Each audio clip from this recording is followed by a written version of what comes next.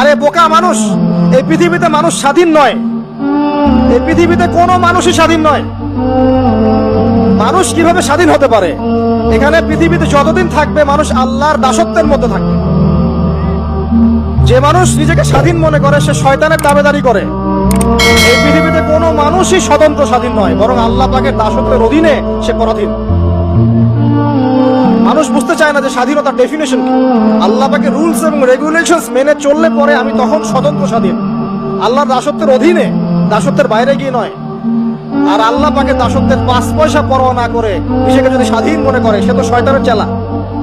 এই যে নগ্নতা অশ্লীলতার যে আন্দোলন চলছে, হ্যাঁ, 1000 বছরের সংস্কৃতি, আমরা মাদেরকে দেখেছি ব্লাউজ পরতো না, নাউজুবিল্লাহ, এই সেই, হ্যাঁ আমরা এরকমই পোশাক পরবো। ছোট হতে হতে হতে হতে এখন এক পর্যায়ে দেখবেন বিকিনি পরে ঘুরবে কদিন পর। বিশ্বাস করছেন না এই কথাটা? দেখবেন ইনশাআল্লাহ, আল্লাহ না করুক, তবে হবে।